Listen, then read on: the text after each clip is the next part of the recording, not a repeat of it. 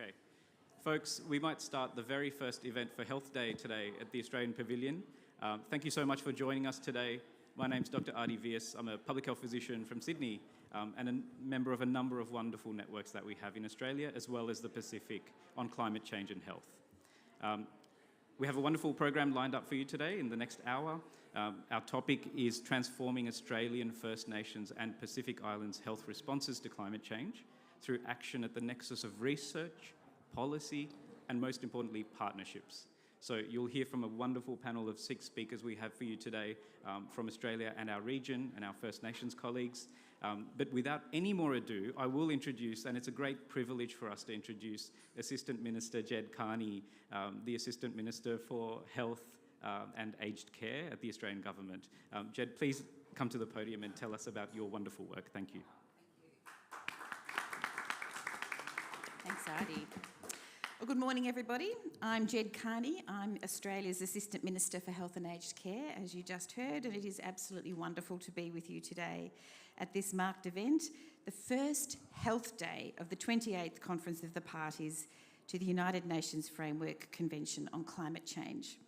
I would like to extend my thanks and appreciation to the Healthy Environment and Lives Network and the Lancet Countdown Oceania for the opportunity to speak today on behalf of the Australian Government on Australia's response to health, climate and environmental challenges we face in Australia.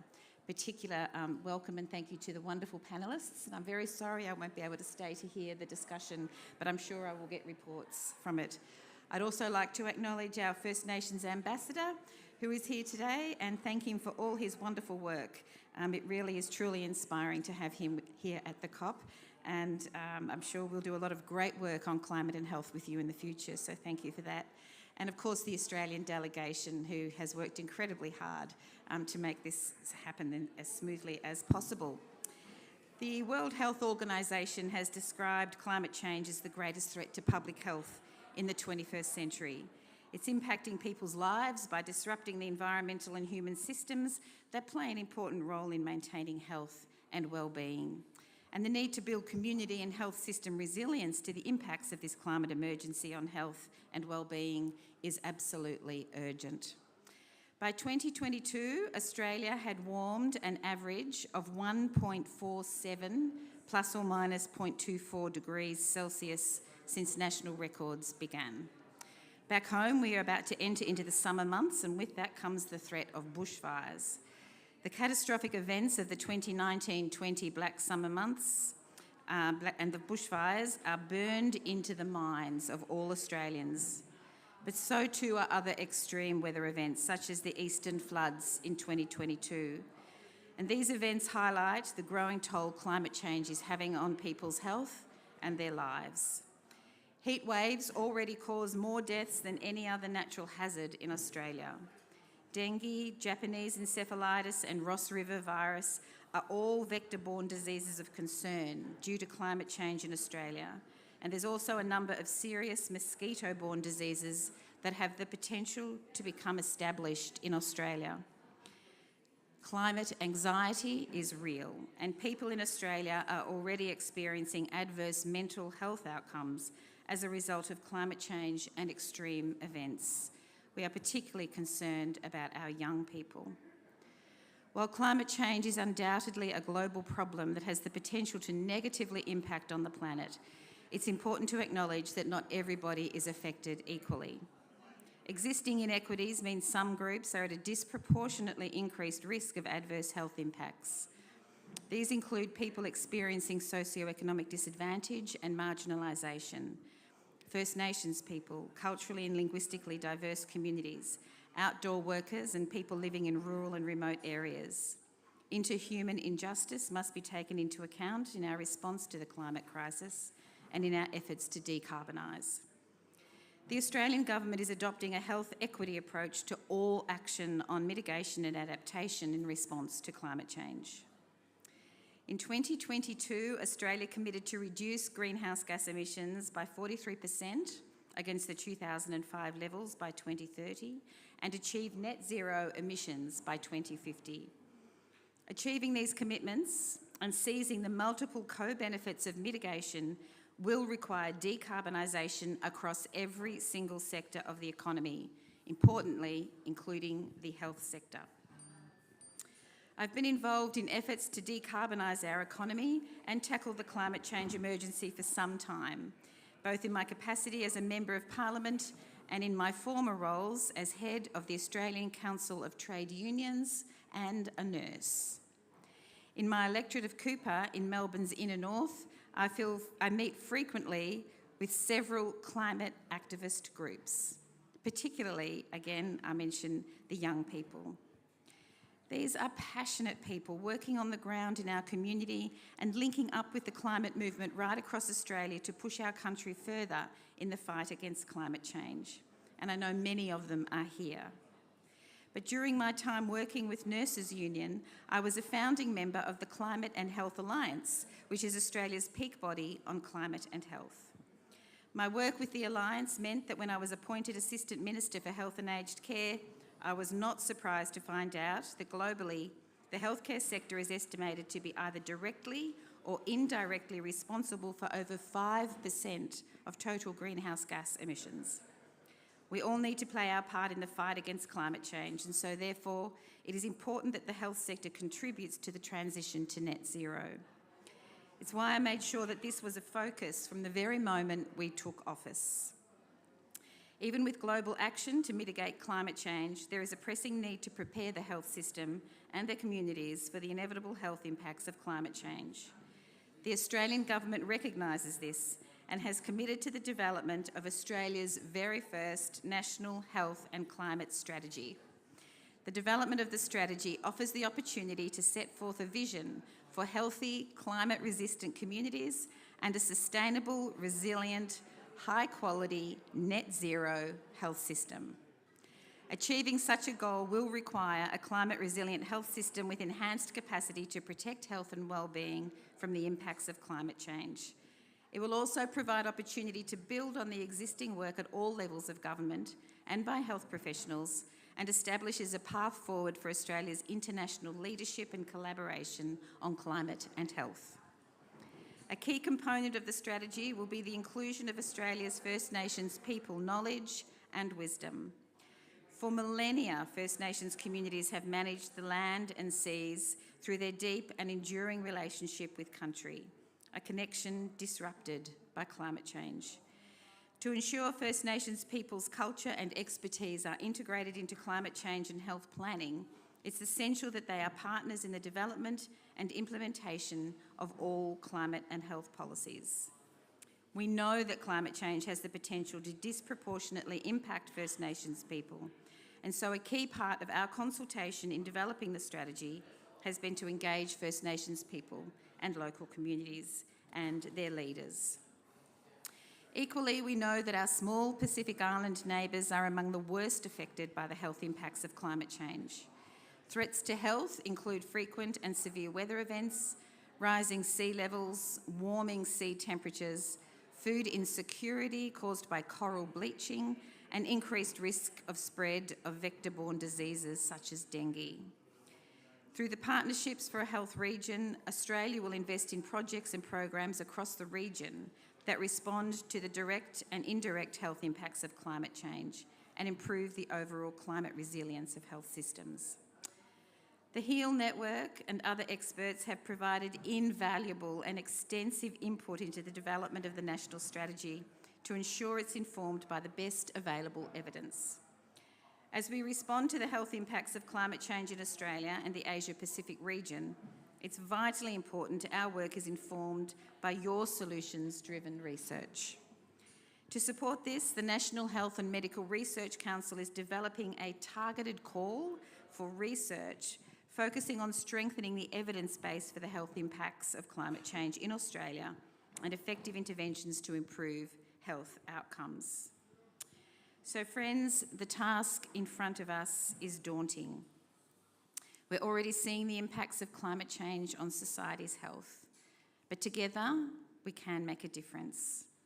Today, I've outlined some of the steps the Australian Government is taking to protect our communities and address the climate crisis. And I look forward to the outcomes of your showcase event this morning and to hearing more about your plans, projects and successes in the near future. Thank you for inviting me today.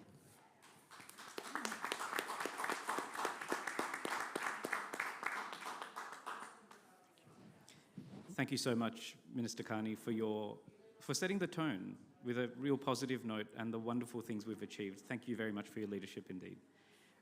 Friends, we now have a wonderful panel, 6 speakers, 5 minutes each, and we'll hear about different facets of the issues that Assistant Minister Carney's outlined for us. As I said, I'll just remind us of the theme today. We're talking about the action at the nexus of research, policy, but most importantly, partnerships. And we have a wonderful set of partners here. I won't fluff anymore. I'll hand straight on to my brother, Francis Nonna, wonderful Torres Strait Islander man and Indigenous academic from QUT, Queensland University of Technology. Thank you, Francis.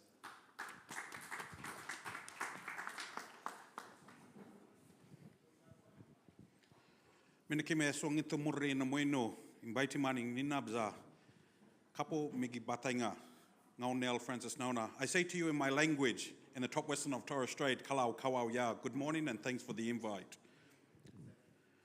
I am a proud man from Zeretkes, which is known as Torres Strait. It's a remote group of islands and 48,000 square kilometres of sea country at the northern eastern edges of Australia.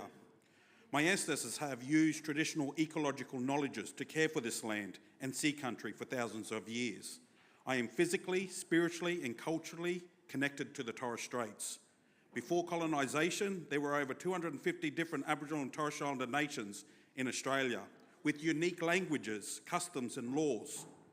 While there are differences amongst different groups, consistent themes that are shared Australian First Nations perspectives on climate, health, country and planet. Climate, health, country and planet are all interconnected. First Nations Australians have experienced 60,000 years of variations in the Australian climate and adapted to these changes across the millennia. Climate change caused by human impacts on the natural cycles is now a challenge faced by First Nations people of Australia. Indigenous people are disproportionately vulnerable to the effects of climate change, despite contributing the least to the factors driving climate change. Thousands of years of managing the natural environments of Australia have given First Nations people specialised ecological knowledges that are beginning to be recognised as strengths in addressing climate change adaptation and mitigation. First Nations Australians share a perspective on health that is holistic and not just based on a biomedical model of treating disease. Health for us is the social, emotional, spiritual, cultural and physical well-being of the individual and our community. And this is not possible if our country or traditional homelands are not healthy and thriving under our care. Like the country of other Indigenous Australians, my homelands in the Torres Strait are threatened with damage and potential complete inundation if the predicted sea levels are realised. The elders cannot teach the children the knowledges from our homelands if there is not access to their own traditional homeland or country to show them our cultural and spiritual ways of knowing, being and doing. There must be recognition for First Nations Australians to live as traditional owners on country, as expression of our basic human rights, including the rights specifically outlined in the United Nations Declaration of the Rights of Indigenous People. Our connection to country is integral to social, emotional, and spiritual and physical well-being as First Nations people. As First Nations people, we do not believe we are separate or more important than anything else in the natural world. We are connected and there is no hierarchy where human beings are more essential than other animals, plants, and oceans or our lands. Every aspect of the ecological system is connected and essential. We understand our respective homelands and our environments where we work with the tides, the seasons, the plants and animals to ensure the sustainability of all. The relational ways of seeing ourselves as part of the community and Mother Earth is a strength, where our lives are enriched by belonging and purpose as part of community and country. As Miriam Rose Ungamer Bowman from the Dolly River region has eloquently spoken of, First Nations Australians follow our knowledge to deeply respect the earth and seasons. During the Deirdre, or inner deep listening to the sacred and special identity we have when we are connected to our lands. Our stories and our songs contemplate how we quietly and watched and listened to our country for thousands of years, not rushing, but waiting for the seasons and cycles of Mother Nature. First Nations knowledges of our respective homelands could complement the work that is being done to mitigate and adapt to climate change. As First Nations people, we are adept of balancing our Indigenous knowledges with the Western world sciences. Our Indigenous sciences are passed down from observation of our ancestors over thousands of years and include our connection and love for our planet. We understand that we need to care for our planet for our own health and well-being. The Australian federal government has started a dialogue with the First Nations of Australia, a response to climate change that takes the time to deeply listen and collaborate with the traditional owners to incorporate the strengths of Indigenous knowledges, which strengthen these strategies. As First Nations Australia, we can share our understandings of the complex interconnections and dependence there is between our country or creatures and Mother Earth. Indigenous voices need to be heard, and our traditional ecological knowledges are included in co-designed strategies to face the challenges of climate change. Our planet, our traditional lands, depends on it. I say to you, a very big thank you for giving me the opportunity to present.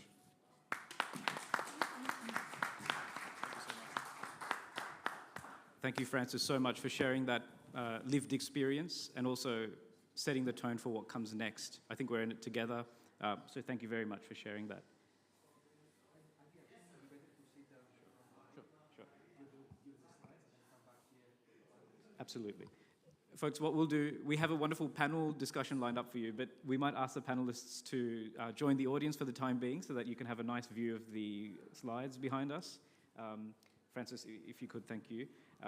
I'll now introduce Associate Professor Paul Beggs from Macquarie University, Head of Director of the Lancet Countdown Oceania Group, previously the MJA Lancet Countdown. Thank you very much, Professor.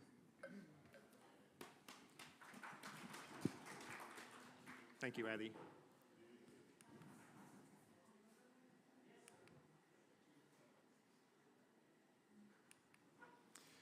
So thank you very much to the Australian Government for the invitation to present today on the NJA Lancet Countdown, or what is going to become the Lancet Countdown Oceania. So just to bring you up to speed with the Lancet Countdown, it's a large international interdisciplinary collaboration on health and climate change, and it's been going for about 8 years. So its focus is on three things: research and monitoring of health and climate change, but equally looking at communications and outreach of that information and direct engagement with policy and policymakers. In terms of our research and monitoring, we focus on 5 areas. So we look at the impacts of climate change on human health.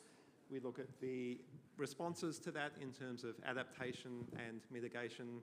And importantly, we look at the underlying financial and economic circumstances and the political circumstances surrounding that. So the MJA Lancet Countdown, which I direct, has been going since 2018. And each year we produce a report which looks at those 5 major areas in terms of about 40 indicators. And we track those indicators annually. And we publish in the Medical Journal of Australia. So just to give you a feel for the indicators that we look at, as I said, we look at about 40 indicators, and I'll look at just 3 today. Importantly, we look at Indigenous health and climate change.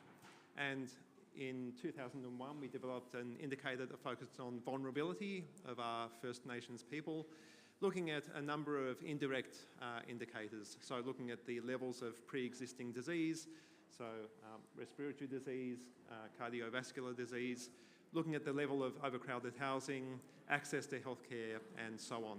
And you can see in the graph on the left that some of those measures are improving slowly over time, some are stable, not changing, and some are getting worse over time. But all of them are very high, so we need to very urgently address the inequities that we have within Australia. And we're developing a new Indigenous indicator at the moment, working with several co-authors within our team now who are Indigenous colleagues, and they are going to be developing an indicator which is community-driven and community-based, and looking at the connection of Indigenous people with country. Another of our indicators looks at the greenhouse gas emissions from the healthcare sector, which the Assistant Minister mentioned. And this is a very recent finding from the Lancet Countdown, looking at the national emissions from healthcare systems around the world. And the more orange or red the colour, the higher the greenhouse gas emissions. So you can see that the emissions from the Australian healthcare sector are extremely high by international comparison. We're the 11th highest in terms of the emissions per person, and even higher ranked, 8th ranked in terms of the total emissions from our healthcare sector. So this is a huge opportunity for Australia, as we're going to see in the strategy released later today, to make our healthcare system more sustainable, to make it net zero, hopefully, and also more resilient to the impacts of climate change on human health. And finally, we look at the economic burden of extreme events within Australia. So again, this is a very recent finding from the Lancet Countdown, looking at the insured and the uninsured economic losses from extreme events. And you can see that Oceania, in the black and grey bars, has more than its fair share of extreme events, and that impacting our economy through insured and non-insured losses. So we have a great deal to lose from climate and weather extremes in Australia, and we need to urgently address it. So it was really great earlier this year for the MJA Lancet Countdown to be awarded the Tony McMichael Public Health, Ecology and Environment Award, recognising the research that the team has done over the 5 or 6 years, but also the positive impact that we've had on policy and practice within Australia. But our work is not done. There's a great more to do to address health and climate change in Australia and around the world. So we're going to be moving forward, moving from an Australia focus to a regional focus, focusing on Australia and New Zealand, but also the Western Pacific and Oceania. So thank you very much.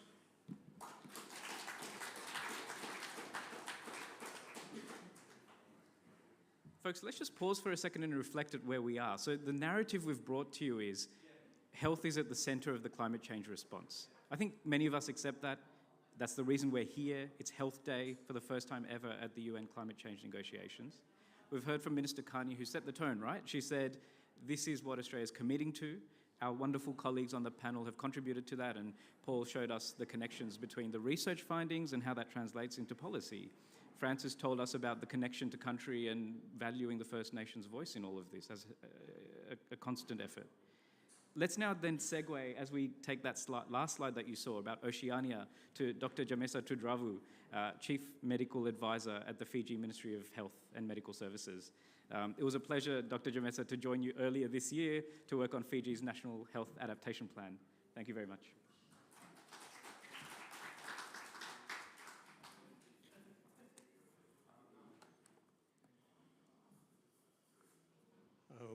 Pula Vinaka, that's hello in Fijian, I'm sure most of you know. I don't have any slides, I'll just speak from my notes, but I acknowledge our fellow distinguished panelists, moderator, Dr. Aditya, it's good to see you again, First Nations Ambassador, and ladies and gentlemen. And I also acknowledge the Assistant Minister's comments, which sounds very promising this morning. And thank you again for the opportunity to give the Ministry of Health in Fiji some time this morning to share what a development country can do with the appropriate support in terms of research, policy and partnerships as is the title of this of today's session. I just have a brief summary, and I'm happy to expound on them during the panel discussion.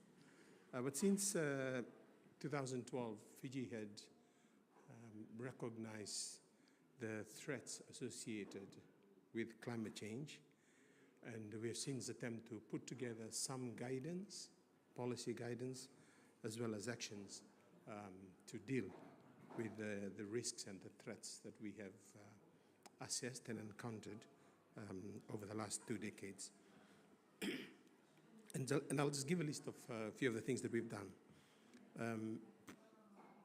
Since 2012 and 2013, we've had our Health Emergency and Disaster Management Plan for the government and the ministry, and we call it the head map, which basically talks about the environmental health threats,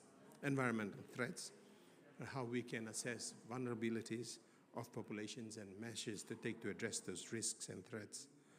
And it also talks about how we can use the cluster approach as a means to, in an elaborative and organized manner, approach and respond to climate threats or climate health threats.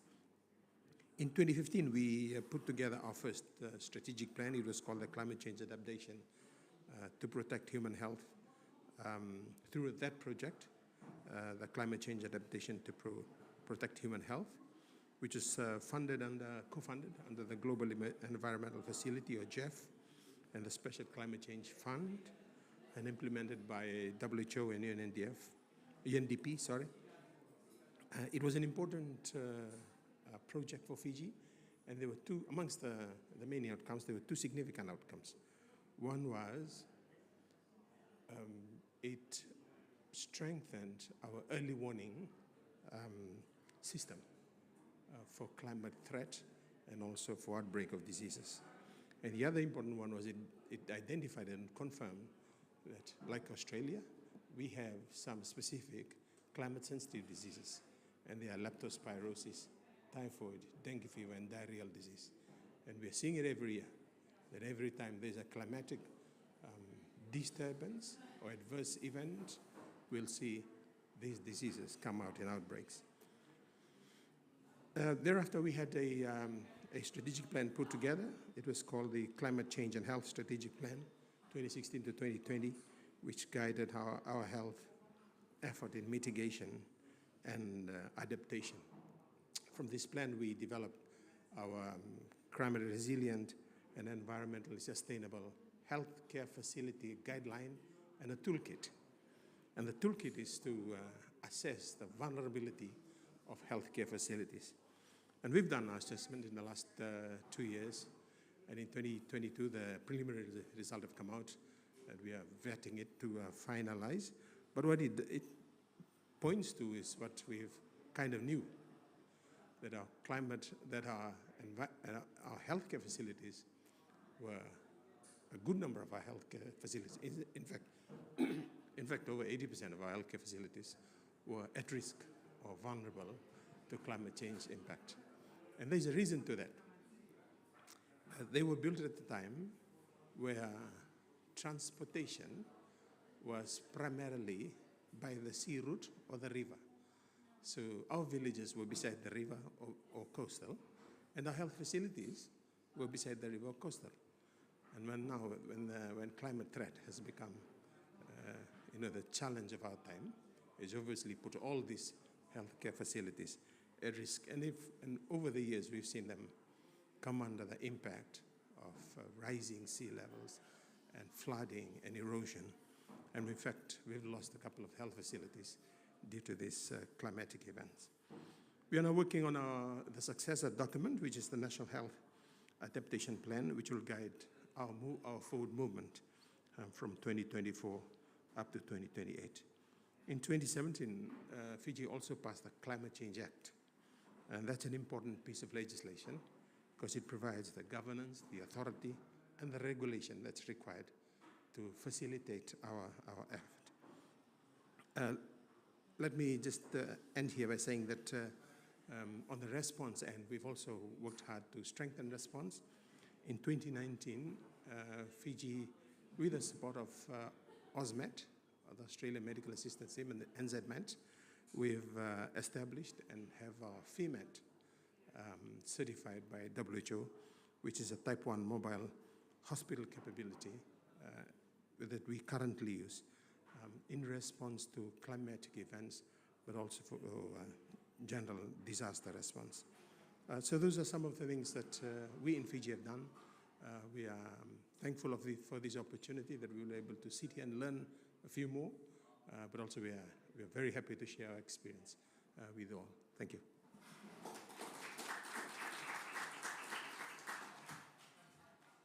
Dr. Jamesa Bulavinaka, thank you very much indeed. And you have shown us, right, the direct impacts of climate change, not just on our health, but our health facilities, the very things that protect our health. And we do appreciate in this room that Fiji is on the front lines of climate change and its impacts. I will now hand over to the second last speaker before we head to the panel discussion, which is Professor Saturis Vardulakis, Director of the HEAL, Healthy Environments and Lives National Research Network. Thank you, Professor. Thank you very much, Adi. Thanks everybody for coming to this event. It's a landmark event for Australia and for the HEAL Network, and of course for the climate and health community in Australia and more widely. And it's great to have our colleagues and collaborators from the Pacific and of course First Nations, which are at the cornerstone of the HEAL Network. I'm Saturis Vardulakis. I represent the HEAL Network, the Health Environments and Lives Network in Australia.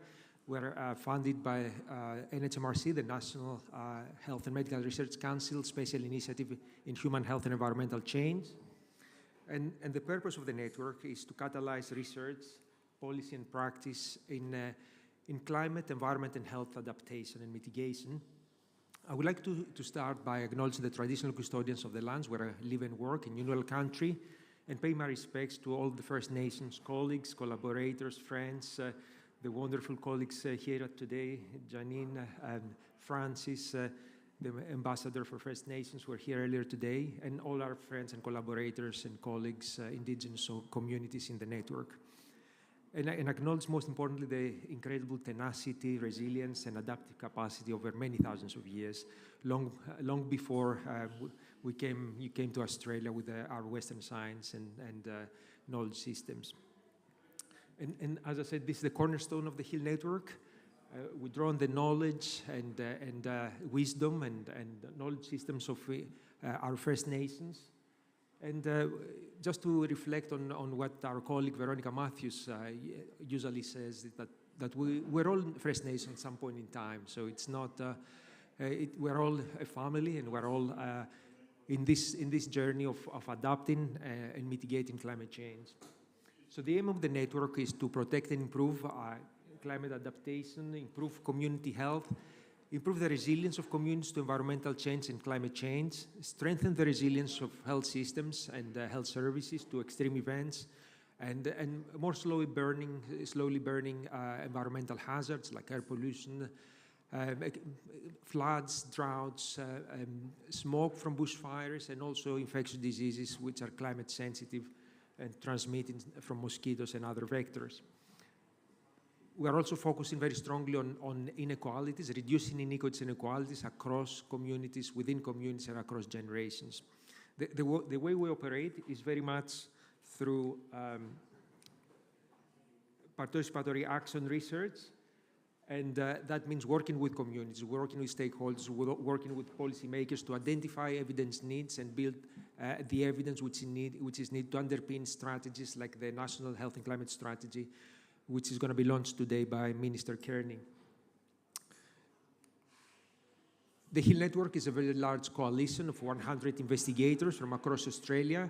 The network is growing. It involves over 30 institutions, many universities, but also many research institutes like Loicha Institute and other organizations and big bodies and advocacy groups from across Australia. Importantly, we engage with over 100 organizations, and these are policymakers, data providers, indigenous organizations, and health service organization partnerships to build the case, to build the evidence base, to identify needs and strengthen capacity and capability. The network is very much distributed across Australia. It's very equitable, very inclusive. We have communities of practice in all states and territories. And as you can see here, we meet regularly. This is a very inclusive, open, and safe environment to exchange ideas, identify evidence needs, work together across the research policy divide and community divide, and come up with solutions. This is the Hill Network agenda and portfolio of projects in a nutshell. We have a number of fundamental enablers, including the democratic nature of the network, and also the focus on solutions and health services, but also on community health. We have 3 overarching themes on indigenous knowledge, data and decision support systems, and science communication, and then 7 more specific themes on health systems, bushfires and extreme events, biosecurity, food, soil and water, urban health, rural remote health, and at-risk populations. These are the organs of the network. And then we have priority actions, which are like the connective tissue. And this includes actions to support the National Health and Climate Strategy and the National Climate Risk Assessment, which are ongoing. And of course, the focus is on outcomes, improving outcomes for our communities, improving outcomes for First Nations, and strengthen the resilience and sustainability of the health sector. A lot of the work focuses on co-benefits, and that means adaptation and mitigation interventions in the built environment, in the transport sector, in the food sector, in domestic energy, which can have multiple co-benefits for climate mitigation, reducing carbon emissions, adapting to increasing temperatures and extreme events, but also providing immediate benefits in terms of improved air quality, improved diets, healthier diets, improving indoor air quality and energy efficiency in houses, and also improving primary care and in our cities more broadly. So the focus on co-benefits is one key aspect of the Hill Network. As I mentioned, the work on First Nations is the cornerstone of the network, and this is led by Veronica Matthews and Auntie Linda Ford, our inspirational leaders, and we recently published this paper on justice, culture, and relationships, which is the Australian Indigenous perspective to planetary health. Please read this article in the Science magazine, which reflects on the importance of First Nations knowledge in terms of climate change mitigation and adaptation. A lot of the work we're doing is collaborative with other networks and projects, including with the Centre for Safe Air and Asthma Australia on air quality. And we focus on air pollution from bushfires, but also from wood heaters, which is a major risk factor in Australia. Some of the work is funded by the Wellcome Trust, and this is an amazing project just funded by the Wellcome Trust, led by Caitlin Weirwall from the University of Western Australia, focusing on extreme heat and pregnancy complications. So this is a very inspiring and important project for Australia, especially for pregnant women and people living in remote communities. We've done work in the Pacific, and we're delighted to have Pacific delegations with us today. We supported the Republic of Marshall Islands in the development of the National Climate Change and Health Policy and Action Plan, which was published earlier this year. And we're also doing work in India and Southeast Asia. So I would like to highlight this project on clean energy in households, in rural households in South India, where we promote solar microgrid to improve air quality, improve energy security, and environmental conditions and social conditions in marginalized households and communities in South India. I would like to finish with this slide, this powerful picture, a painting produced by our Indigenous colleague, Chloe Ford, which encapsulates the power and the inspiration and knowledge of Indigenous First Nations in Australia, and also encapsulates the power of solar energy and the opportunity to mitigate climate change and adapt to climate change in our communities. Thank you very much for your attention.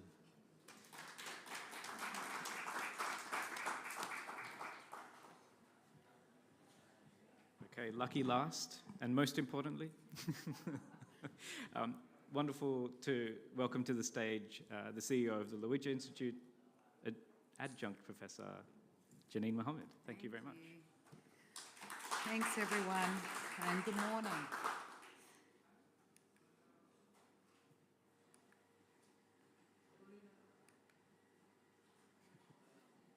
Just waiting for the PowerPoint. It's a bit early. I might start.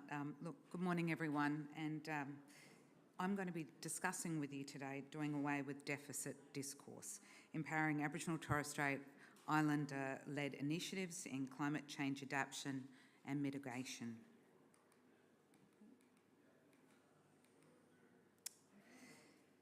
So look, I think it's really important when I start to acknowledge the country that I'm on, the traditional owners, and the beautiful diversity that we see here on country, and to also acknowledge my positionality as an Aboriginal Torres Strait Islander woman. I'm a nurse, therefore I'm very concerned with our people's health, and it's no wonder then that I'm extremely concerned with climate and its impact on our people's health. I'm also the CEO of the Lancet Institute.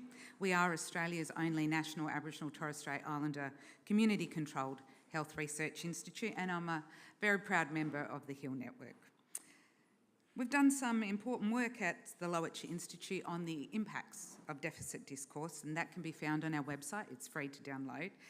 And to think about the title, how do we do away with it, we actually really need to understand what deficit discourse is. So deficit discourse refers to disempowering patterns of our very own thoughts and being cognizant and critically reflective of our very own thoughts. It's about the language that we use and a practice that represents people in terms of deficiencies, in terms of failure, where we're showing to be lacking, yeah?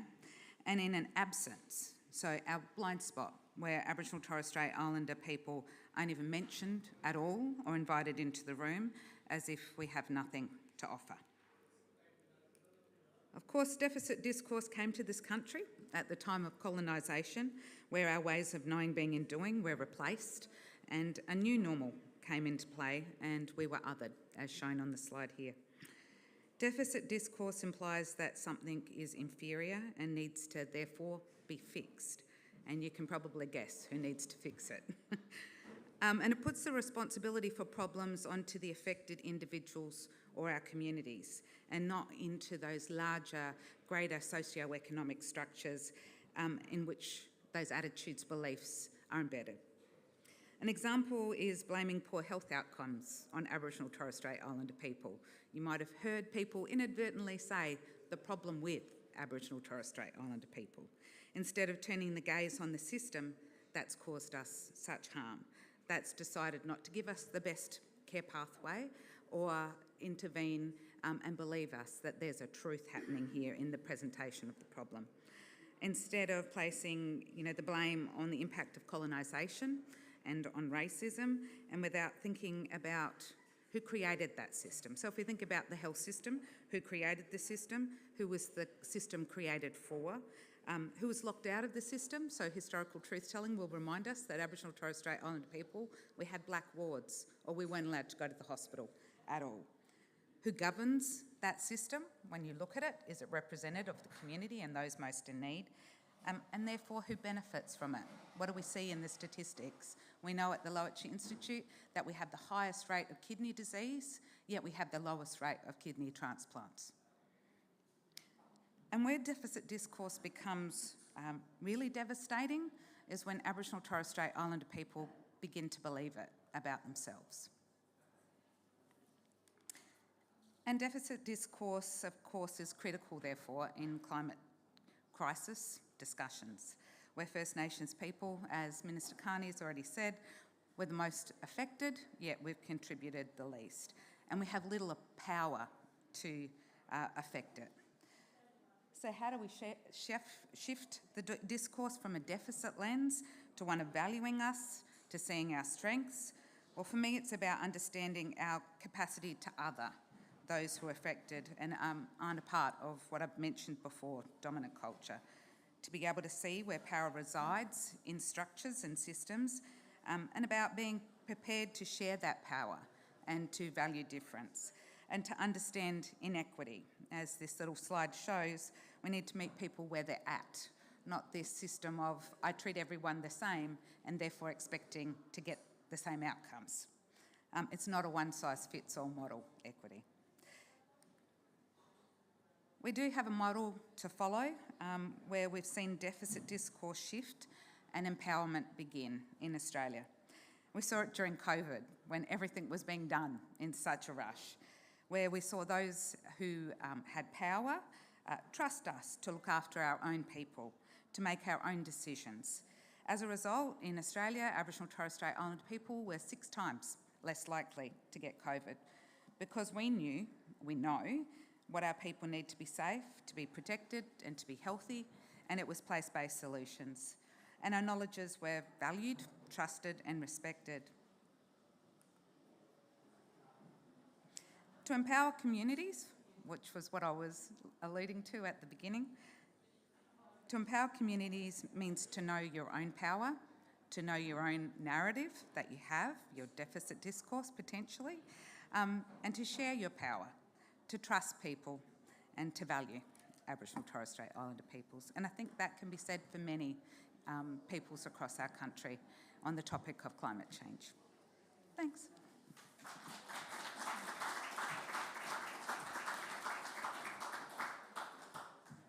Thank you very much, Justine, for that, for sharing with us the sobering realities, the systems that we work within, the governance, but also the hope, the message of hope around smashing that barrier of equity and equality. So thank you very much indeed. Friends, we have time for a panel discussion, I'm told, which is wonderful. We have 10 to 15 minutes. I'll invite my speakers to please join me on the stage. We'll take a seat. We'll have a nice chat. I do have a question pre-populated, but if there are questions in the audience, come find me and I'll happily take your question.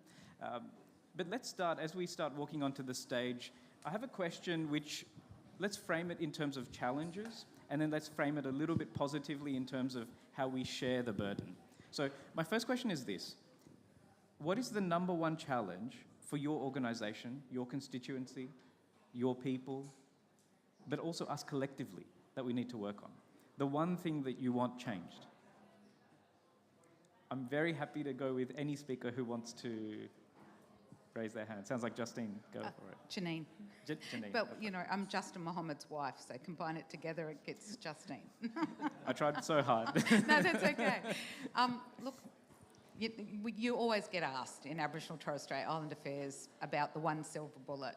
So I'll put that into the unaddressed inequities, so our social determinants. And we saw, you heard me speak about us being 6 times less likely to get COVID. What did us in was those long-term unaddressed, social determinants. If I could name one, it would probably be housing. Yeah. And the poverty that we have around power. So literally power that comes into houses. Yeah. So later today I'll be talking about Uncle Norman Frank Japarula and where he had solar cells on the top of his house. He's got the only house in the whole of the Central Desert, and it took government almost a year to actually provide him with power. And so the housing was climate poor, and power was also an issue for him.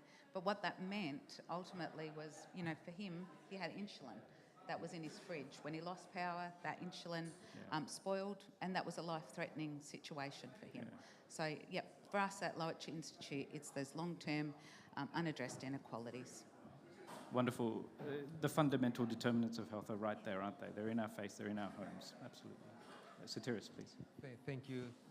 I will echo what Janine just said. I think equity, inequalities, systemic racism, residual racism in our society is a key barrier and something we definitely need to overcome and work together in this pathway of reconciliation and justice. I would like also to highlight the need of working together across different sectors and silos. So I think this is a problem that we identify as a key priority, a key challenge to address not only the academic sector, in the government sector as well, and across the society.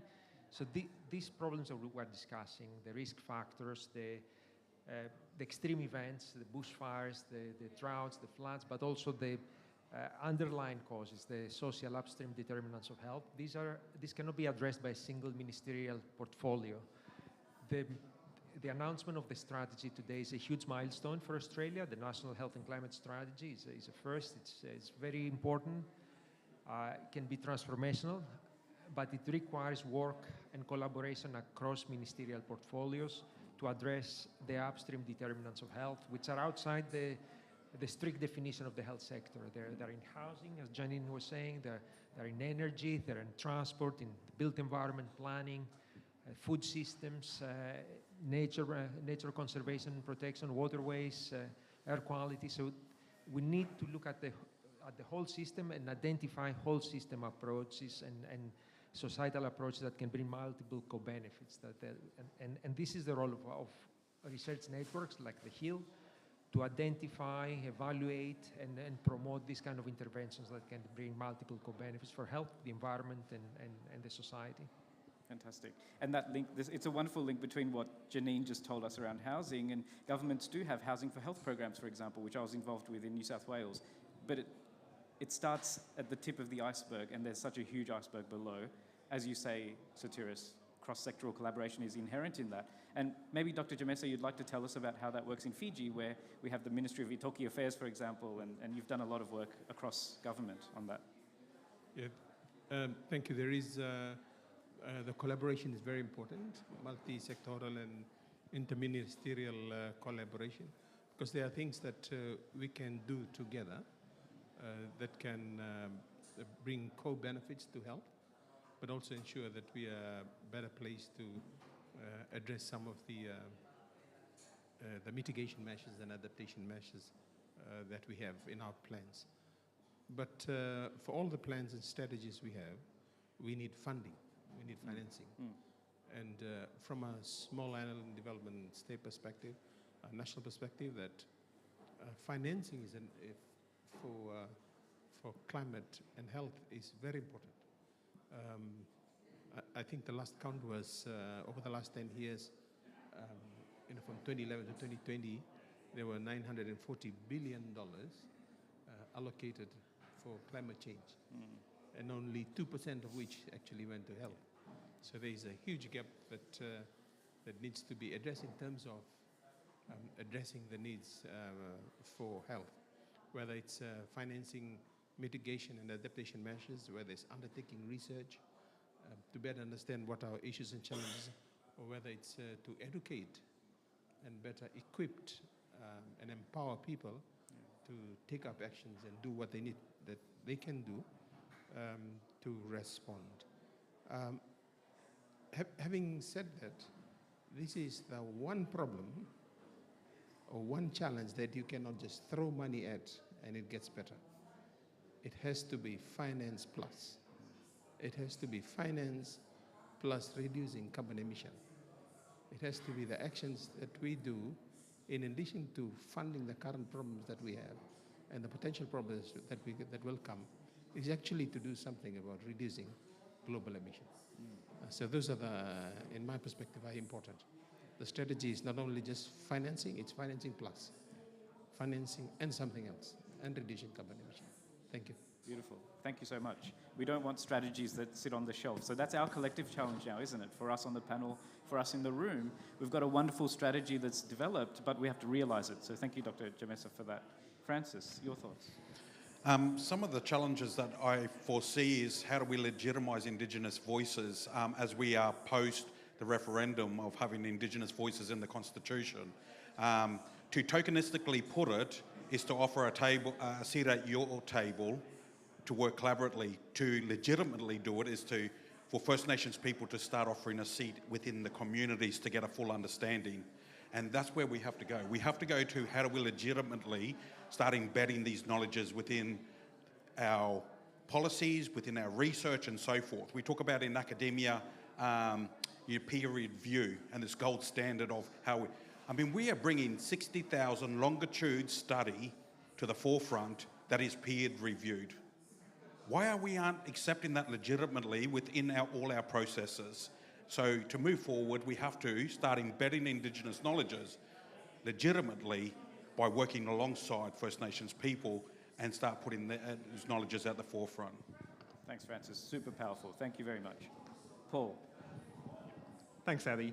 I suppose we need to remember that we're here at COP, so the key issue is climate change, and we're here at COP at Health Day. So we're now combining the crises of climate change and health. And so I think number one needs to be mitigation of climate change, and we need to not take our eye off that ball. So Australia has a huge opportunity to accelerate its mitigation of climate change, make its energy system far more sustainable. We need to phase out fossil fuels. And there's a whole lot of opportunities in terms of the agriculture sector. So if we make the diet of all Australians better, that will also make the agriculture sector more sustainable. So we need to be looking at the co-benefits that the other speakers have been talking about. Transport is another huge opportunity for us, making transport sustainable, more active, and making the population healthier at the same time. So we need to focus on mitigation because we're fast approaching the point where we're not going to be able to adapt to climate change. Yes. Thank you. Thanks, Paul. A fantastic reminder. There's two sides of the coin that we're all working on. One is adaptation, one is mitigation. We can't leave one or the other behind now. As we draw towards a close of this panel, I wonder if anyone would like to say a final kind of concluding remark, something that struck them from what others have told us already. I think Francis really struck me with what you said, and I really wanted to add to that is that we do all of these things, but we have to be cognizant of what it produces. So Minister Carney this morning announced that there's going to be NHMRC funding for climate change.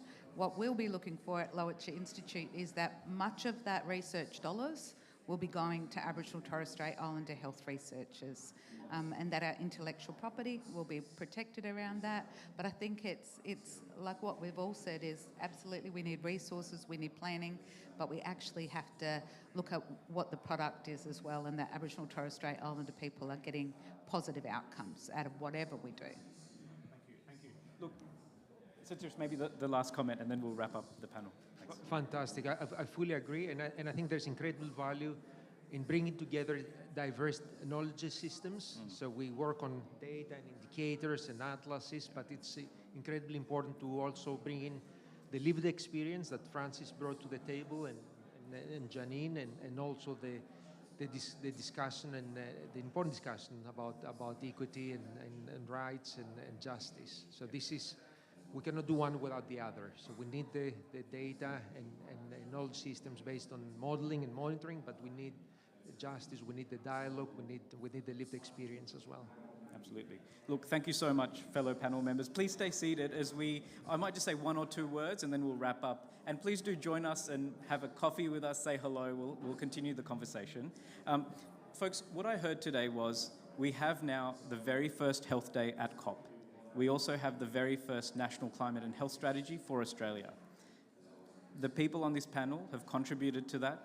There's blood, sweat and tears, but actually health impacts, what happens in our hospitals, what happens in our communities. We've all lived through it, I think all of us in one way or another.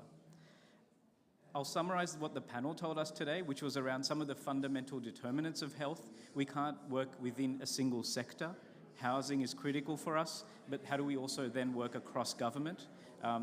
Funding and financing becomes critical to that, but it's financing plus. It's financing around governance systems. It's financing across what are the impacts, not policies that sit on the shelf. And that's our real challenge today and into the future.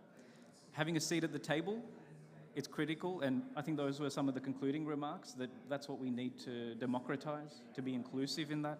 But finally, not forgetting where we are at this point in human history. Decarbonisation is necessary. Our energy systems are critical for good and evil, good or ill, and ill health then becomes the touchstone for us.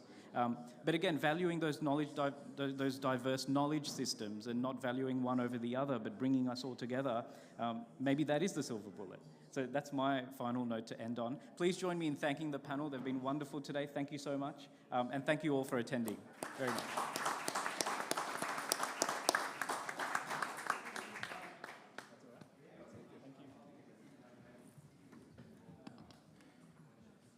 Suggested